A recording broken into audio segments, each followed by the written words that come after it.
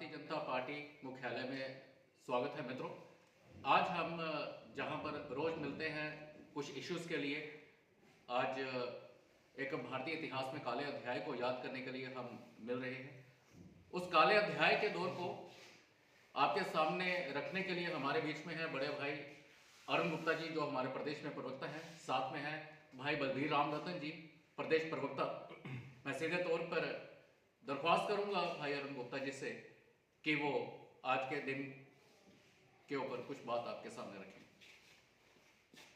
धन्यवाद डॉक्टर प्रदीप। यहाँ पे उपस्थित सभी हमारे मीडिया मित्रों को बहुत बहुत अभिनंदन, स्वागत।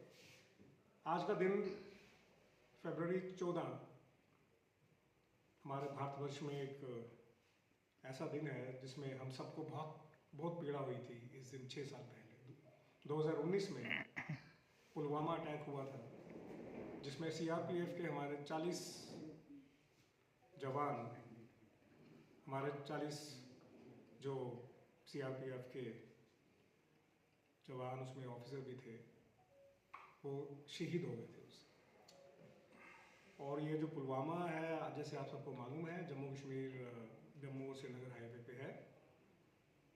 और अफसोस की बात यह है कि ये सारे के सारे जो लोग थे बस में आ रहे थे और ये सब लोग अपनी छुट्टियों से वापस आ रहे थे। बहुत से लोग अपने घरों से आए थे, बहुत से लोग अपने परिवार के बीच में रह के आए थे। और जब परिवार वालों को ये दुखद समाचार मिला तो आप समझ सकते हैं कि उनके ऊपर क्या बीती होगी। और आज 6 साल होने के बाद भी उनके परिवार वाले जो हैं आज तक इस पीड़ा से बाहर नहीं निकल पाए। और इस सब को देखते हुए, इस सब को समझते हुए, हमें भारत देश को, भारतवासियों को इस चीज़ के ऊपर कहते हुए बहुत दर्द होता है कि हमने अपने जांबाज जवानों को इस दिन खोया था। और ये 6 साल हो गए इस बात को।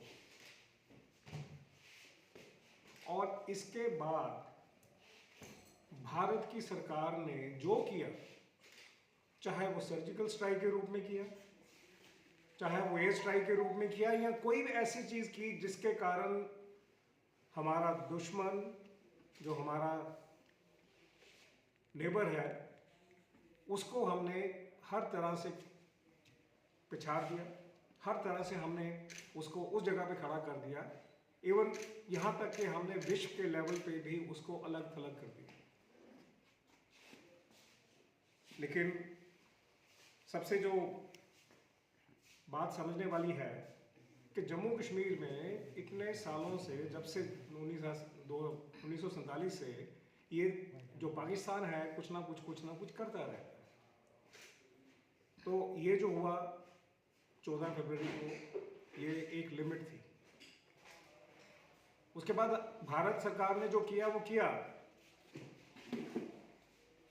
और उसी साल जब 370 हट गया तो जो सिक्योरिटी सिनेरियो था, जो सिक्योरिटी की सिचुएशन थी, जो सिक्योरिटी पूरे जम्मू कश्मीर में सिक्योरिटी की सिचुएशन थी, वो बहुत ज़्यादा इम्प्रूव हुई। और आपके सामने है कि जब वो इम्प्रूव हुई तभी जो जम्मू कश्मीर का विकास भी हुआ। जम्मू कश्मीर में जो सिक्योरिटी थी उसको कंट्रोल में लाया गया। जम्मू कश्मीर में जो आतंकवाद था उसको कंट्रोल में लाया गया। जम्मू कश्मीर में जिस तरह की गतिविधियां होती थी उसको कंट्रोल में लाया गया। और सारा का सारा जो फोकस था वो डेवलपमेंट के ऊपर था। ये पाकिस्तान और चाइना जो हमारे हमसाए हैं, ये कुछ ना कुछ करते रहते हैं, हमेशा कुछ ना कुछ करते रहते हैं। कभी बॉर्डर्स पे करते हैं, कभी ये बॉर्डर्स के ऊपर इन्फ्लेटेशन करते हैं, कभी जो सीज फायर है उसका वॉल्यूशन करते हैं। और जब ये लगातार कुछ ना कुछ करते रहते हैं तो भारत सरकार के लिए बहुत ज़रूरी था कि इसको कंट्रोल किया जाए और इसको बहुत इफेक्टिवली कंट्रोल किया जाए। और इसको कंट्रोल करने के लिए, जैसे मैंने पहले कहा, जो कुछ ज़रूरी था वो हमने किया। और आज भारतवर्ष की बहुत बड़ी एक जो समस्या है कि एक तो समस्या ये है जो बॉर्डर्स पे है, दूसरे और भी बहुत सीरियस सिक्योरिटी कंसर्न है जो भारत को फेस करने पड़ते हैं। और उसमें सबसे जो इम्पोर्टेंट है वो है जो आपका समुंदर के रास्ते हैं, जो पानी का एक जिसकी सिक्योरिटी कहते हैं, कोस्टल सिक्योरिटी जिसको कहते हैं, वो भी बहुत इंपॉर्टेंट है। उसकी वजह से हमारे देश में जैसे बॉम्बे में जो अटैक हुआ पीछे, जो कितने साल पहले अटैक हुआ था, वो भी समुद्री रास्ते से ही हुआ था। तो हमें वहाँ भी कंट्रोल बहुत करना पड़ता है सिक्योरिटी को हैंडल करने के लिए। दूसरा, जो हमारे जो हमसाए देश हैं, पाकिस्तान हो, चाइना हो, वो एक नैरकोटिक्स की वजह से भी हमें बहुत ज़्यादा सिचुएशन में डाल के रखते हैं। हमारे जो यंग जनरेशन है वो इस लेवल पे लेके लाके खड़ा करना चाहते हैं जहाँ पे वो इसका शिकार हो जाए।